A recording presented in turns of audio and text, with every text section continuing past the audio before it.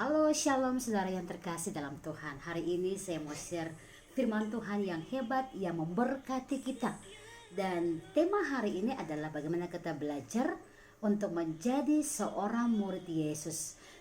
Tema yang saya berikan adalah apakah saudara pengikut atau murid, ya. Nah, dalam firman Tuhan mengajarkan banyak hal yang kita bisa melihat bahwa apa yang menjadi keridhaan hati Tuhan buat kita. Rupanya Tuhan ingin saudara menjadi seorang murid dan bukan pengikut. Mari kita lihat, kita cek beberapa ayat penting ini.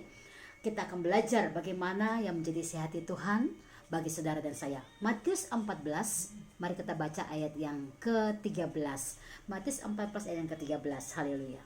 Setelah Yesus mendengar berita itu, menyingkirlah ia dari situ dan hendak mengasingkan diri dengan perahu ke tempat yang sunyi. Tetapi orang banyak mendengarnya dan mengikuti dia dengan mengambil jalan darat dari kota-kota Oke, stop dulu. mereka. Lihat ya. Jadi rupanya dari ayat ke ayat, kalau kita baca semua ayat nanti kita akan baca sebentar, orang-orang berbondong-bondong ikut Yesus. Kemanapun mereka dengar ada Yesus, pasti mereka akan ke sana. Kemanapun mereka mendengar tentang Yesus, pasti mereka ke sana. Kita baca ayat yang berikutnya dari firman Tuhan ini.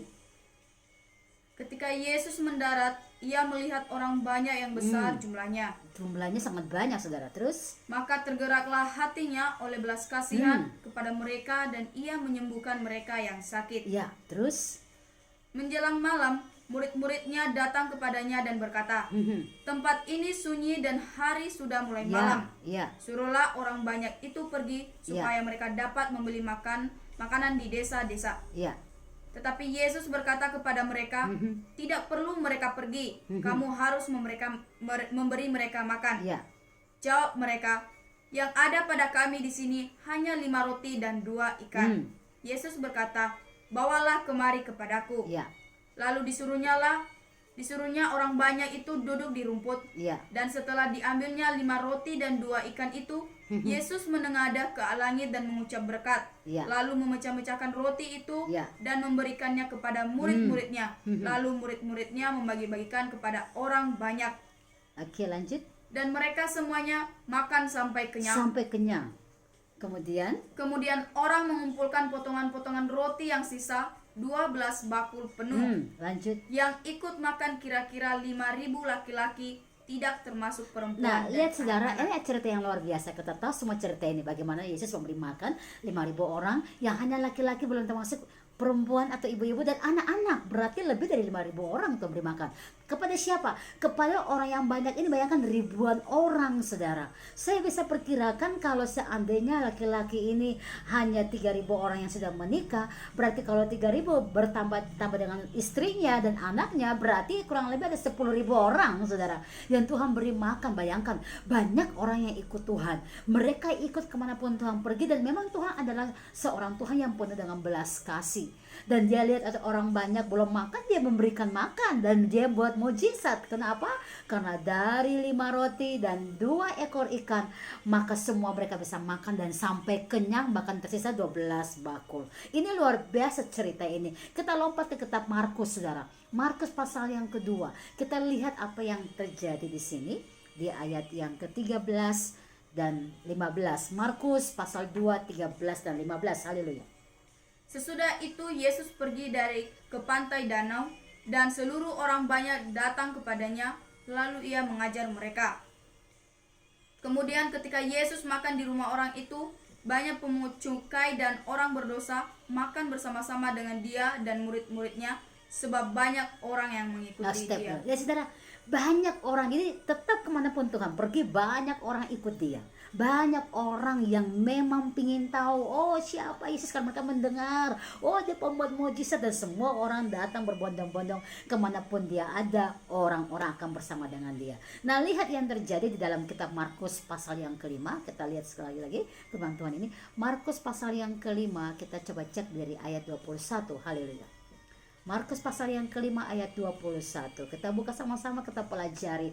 Ini rupanya kemanapun Tuhan pergi, orang banyak ikut terus, saudara. Kenapa mereka ikut Tuhan? Karena memang mereka tahu dan mereka lihat Tuhan ini kemanapun dia pergi, orang sakit disembuhkan, orang mati dibangkitkan, yang kusta, yang segala masalah persoalan dilepaskan, mereka menemukan jalan keluar. Jadi mereka ingin melihat, ini Tuhan ini luar biasa sekali ya gitu ya. Nah, kita lihat di dalam kitab Markus pasal yang kelima, saudara, ayat 21. Haleluya.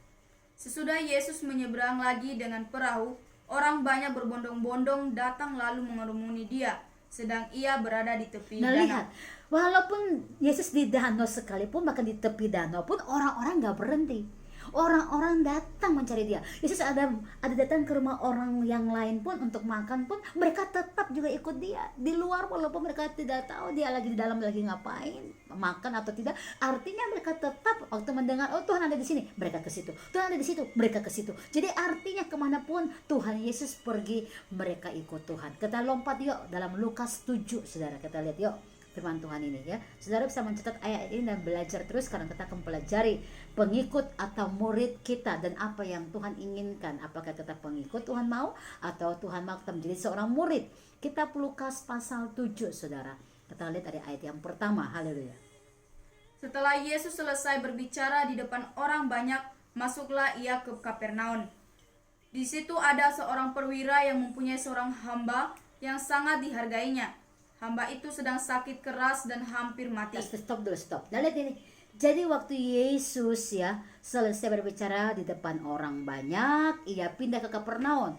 Pertanyaan saudara dan saya mungkin, apakah di Kapernaum orang tetap ikut? Yes, orang tetap ikut, dan selalu orang ini ingin melihat perbuatan yang terjadi, mujizatnya terjadi kepada orang sakit, kepada orang kerasukan setan, dan banyak hal yang menjadi masalah-masalah mereka membawakan kepada Yesus, karena mereka ingin dan melihat mujizat itu terjadi. Nah, saudara, dari kesimpulan yang kita baca ayat-ayat ini, rupanya pengikut adalah mereka yang hanya mengikut Tuhan untuk melihat apa yang Tuhan lakukan.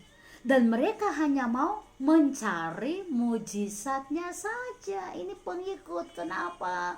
Waktu mereka tahu Tuhan ada di tempat, di kota A, di kota B, mereka ikut Tuhan. Dan waktu mereka tahu, Tuhan itu rupanya sedang melakukan mujizat ini. Kebetulan dia juga, ini saya punya anak sakit, saya punya teman sakit.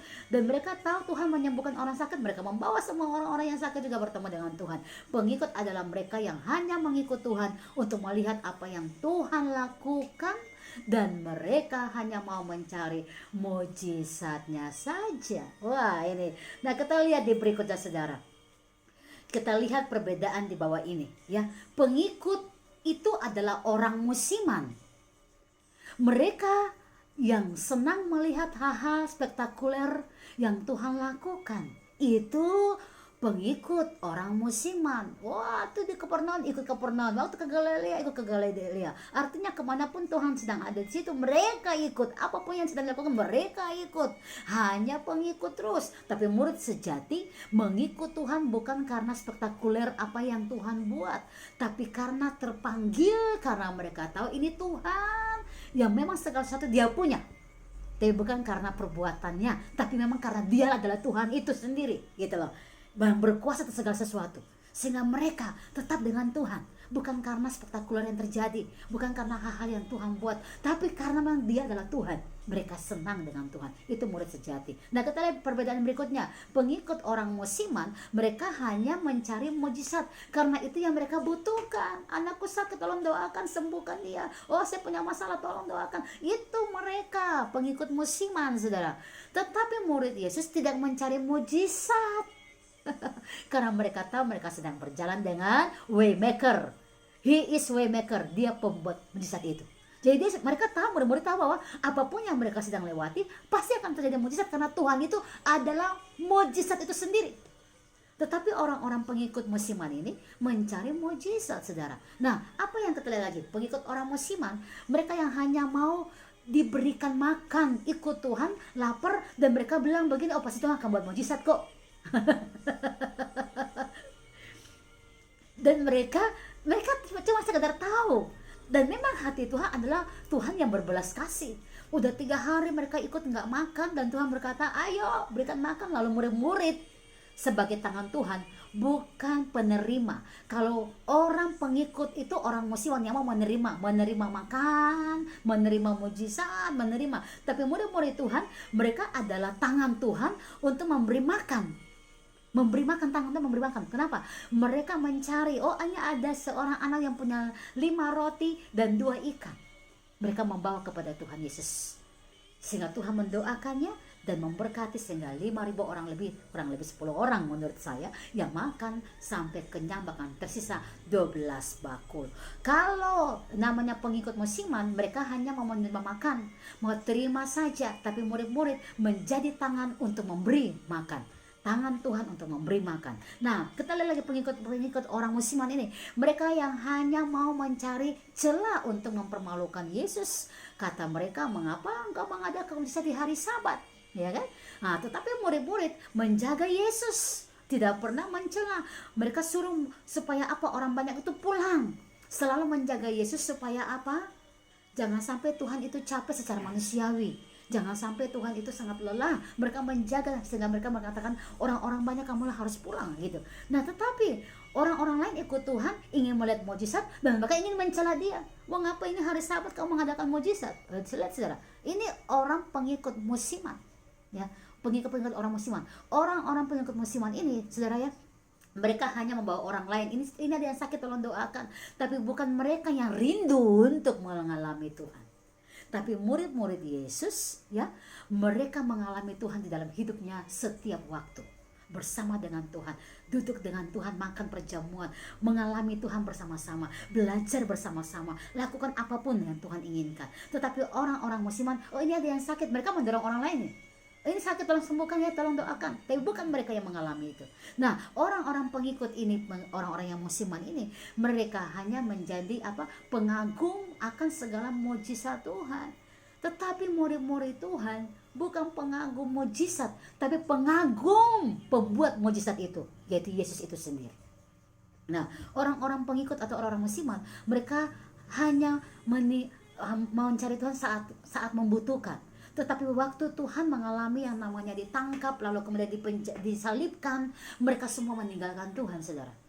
Karena mereka hanya mencari tadi pertama mujizatnya, bukan mencari Tuhannya. Tapi murid-murid, karena waktu dipanggil mereka bersama dengan Tuhan mereka, sampai Tuhan mati, sampai Tuhan naik ke surga, mereka tetap bersama dengan Tuhan. Itu murid-murid. Nah, kita lihat yang berikutnya, saudara. Yesus pernah berkata di dalam kitab Markus 5 ayat 36 dan 37 kepada orang-orang yang mengerumuni dia. Lalu Tuhan berkata gini, jangan takut, percaya saja. Tapi di wajah mereka, orang-orang yang ikut ini, waktu Tuhan bilang begitu, mereka langsung merasa sedih. Kita baca yuk Markus pasal 5 dari ayat 35 sampai dengan 37. Kita coba cek apa yang Tuhan katakan di sini. Markus 5 ayat 35 sampai dengan ayat ke-37, saudara. Ketika Yesus masih berbicara, datanglah orang dari keluarga kepala rumah ibadat itu dan berkata, anakmu sudah mati, apa perlunya lagi engkau menyusah-nyusahkan guru? Tetapi Yesus tidak menghiraukan perkataan mereka dan berkata kepada kepala rumah ibadat, jangan takut, percaya saja. Oke, stop. Yang menyampaikan ini kepala rumah ibadat kepada orang yang ingin, Tuhan tolong sembuhkan anak saya sakit. Lalu kepala orang ibadat ini berkata gini, anakmu sudah mati, ngapain kamu susahkan guru? Ngapain kamu susahkan rabi? Udah mati kok. Bayangkan ini seorang yang melayani Tuhan di rumah ibadah, ya. Dia juga tidak memberikan satu dorongan iman, tapi dia berkata udah mati, ngapain kamu cari-cari Tuhan? Tapi Tuhan bicara bukan kepada orang yang mencari Tuhan dan minta Tuhan tolong sembuhkan anakku yang lagi mati. Tuhan bicara kepada orang kepala ibadat ini yang melayani Tuhan. Dia berkata begini, jangan takut, percaya saja. Tuhan bicara begitu karena Tuhan bilang begini, ini orang hanya melayani tapi nggak tahu melayani siapa. Kenapa? Karena hatinya tidak mengerti hati Tuhan. Ada banyak orang ingin mencari Tuhan, melihat mujizat Tuhan, tentu yes, karena mereka pengikut-pengikut. Tapi harapan Tuhan adalah orang yang sedang melayani dalam rumah ibadat ini akan membantu orang-orang ini punya iman untuk bertumbuh. Tapi mereka malah berkata, sudah mati kok, ngapain kamu cari Tuhan lagi? Gitu. Sehingga Tuhan menegur orang kepala ibadat ini, dan dia berkata kepada kepala ibadat ini bahwa jangan takut, percaya saja. Tapi lihat, akhirnya Tuhan buat pemisahan bahwa kepala rumah ibadat ini tidak masuk bersama dengan Tuhan. Yang masuk, diperbolehkan masuk bersama dengan Tuhan adalah muridnya, Petrus, Yakobus, dan Yohanes, saudara Yakobus. Mengapa? Walaupun orang ini yang melayani di rumah ibadat, dia rupanya bukan murid Yesus. Dia termasuk kelompok pengikut. Kenapa? Karena tidak memiliki iman.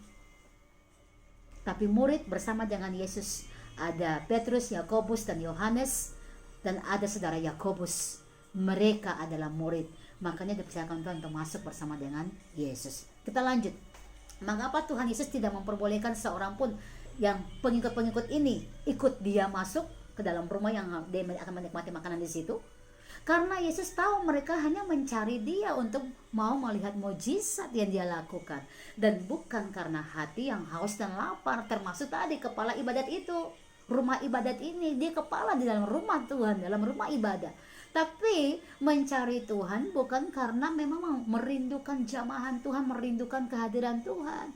Dia juga ikut-ikutan sebagai pengikut Tuhan saja, padahal sudah melayani. Apakah kita juga melayani tapi kita tidak mengerti hati Tuhan? Kita bukan seorang yang memberikan juga pacuan iman untuk kita dan orang lain juga. Apakah kita sama seperti seorang kepala rumah ibadat yang cuma hanya sekedar tahu, bahkan kita bilang, jangan cari lagi Tuhan kepada orang lain?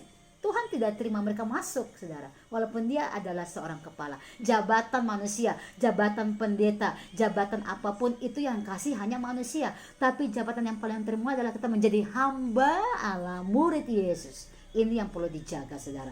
Karena waktu Tuhan kasih kita jabatan itu, berarti Tuhan tahu kita punya hati mengasihi dia dan melayani dia. Jadi walaupun dia kepala ibadat, Tuhan gak izinkan dia masuk. Karena apa? Dia punya iman tidak ada. Dia hanya seorang pengikutnya, tetapi bukan muridnya. Nah, kita lanjut, saudara. Pengikut tidak mengalami pertumbuhan iman karena kepala ibadat ini berkata, sudah mati ya udah, ngapain lagi? Tapi Tuhan bilang sama kepala ibadat ini, jangan takut, percaya saja.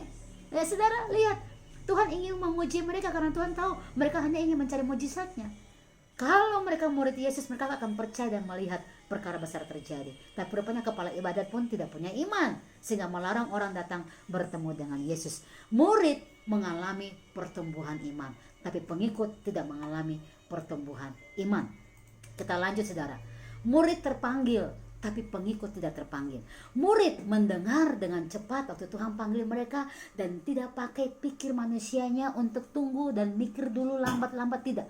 Tapi murid langsung waktu Tuhan berkata kepada Petrus, tinggalkanlah jalanmu, kamu akan kujadikan penjala manusia. Dan Petrus langsung tinggalkan itu, dia ikut Tuhan, dia gak pakai tunggu lama, dia adalah murid Yesus. Tapi pengikut tidak mengerti isi hati Tuhan. Tuhan sudah panggil dia, ayo mari ikutlah aku. Maka mereka bilang, izinkan aku dulu menguburkan orang mati, izinkan aku minta izin dulu. Ini orang pengikut. Tuhan sudah panggil tapi tidak merespon, saudara. Ini bahaya, saudara, ya. Nah, murid melakukan taat terus apa yang menjadi isi hati Tuhan atau instruksi Tuhan. Sementara pengikut tidak dapat melakukan apapun, nggak dapat taat. Kenapa, saudara? Karena mereka hanya mencari mujizatnya, bukan mencari sumber mujizatnya. Murid mengikuti langkah Yesus kemanapun Yesus pergi dalam keadaan baik atau kurang baik. Tapi pengikut tidak mengikuti Tuhan karena dari awal tidak ada tujuan hidup. Sehingga di saat mungkin Yesus sedang ditangkap, mereka langsung semua juga tidak mau tahu, tinggalkan Tuhan. Dan semua yang mereka terima, mereka lupa untuk berterima kasih atau bersyukur karena mereka tidak mencari Tuhan dari awal, mereka hanya mencari mujizatnya saja. Nah, lihat murid bersama dengan Tuhan saat dia ditangkap, saat dia disalibkan, saat dia mati sampai dia naik ke surga, ya, murid-murid selalu ada dengan Yesus. Dan mereka menerima pengurapan untuk selesaikan tugas roh. Tapi pengikut hilang dari peredaran. Pergerakan roh pun semuanya hilang. Kenapa? Karena pengikut orang-orang musiman. Nah, ya saudara, ya. Karena dari awal ikut Tuhan, sekali lagi itu hanya untuk mencari mujizatnya dan bukan mencari sumber mujizatnya. Nah, lihat, kita baca yuk. Seorang murid itu seperti apa? Ini yang Yesaya katakan. Dalam Yesaya 50 ayat 4 sampai dengan 6. Kita baca sama-sama saudara. Yesaya 50 ayat 4 sampai 6. Murid, silakan dibaca. Tuhan Allah telah memberikan kepadaku lidah seorang murid, Nah, haleluya. Terus, supaya dengan perkataan aku dapat memberi semangat baru kepada orang yang letih lesu. yes.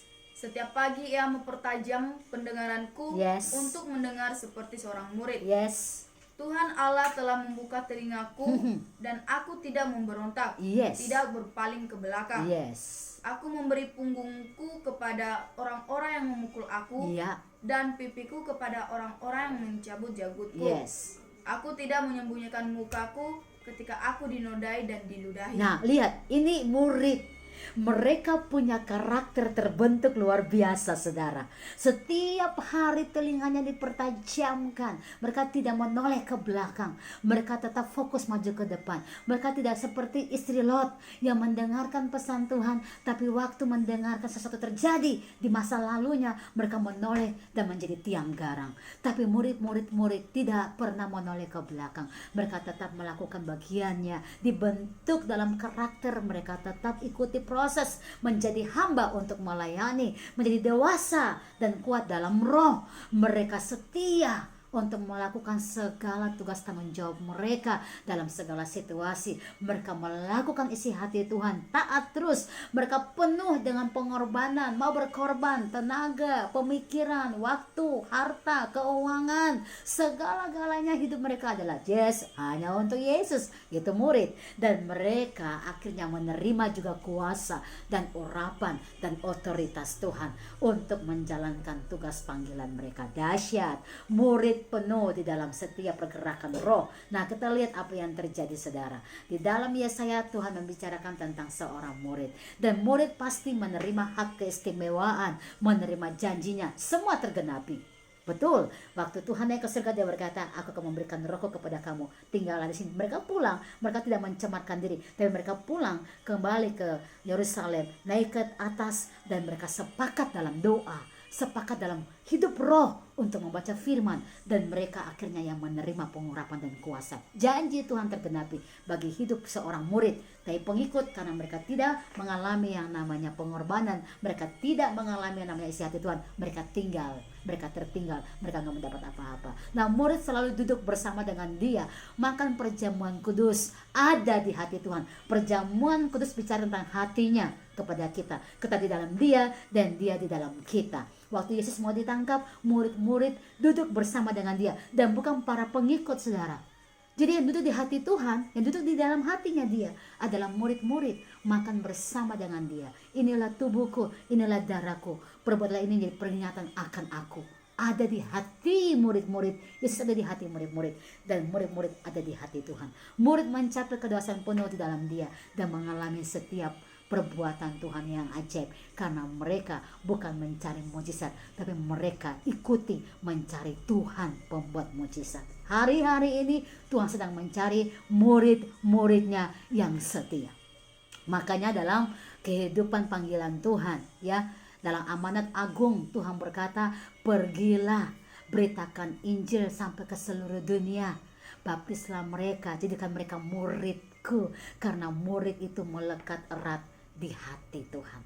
Tapi pengikut musiman itu hanya hilang sesaat, mencari Tuhan karena membutuhkan, dan waktu ada masalah mereka tidak punya ketahanan hidup, mereka hilang dalam segala sesuatu. Kita adalah murid Yesus, mari tetap setia untuk mencintai dia dan layani dia. Apapun yang Tuhan kasih bagi saudara, bersyukur, setialah kepada Tuhan, karena dia sudah memanggil engkau menjadi murid dalam panggilan roh. Kita mengasihi dia. God bless you all. Haleluya. Amin.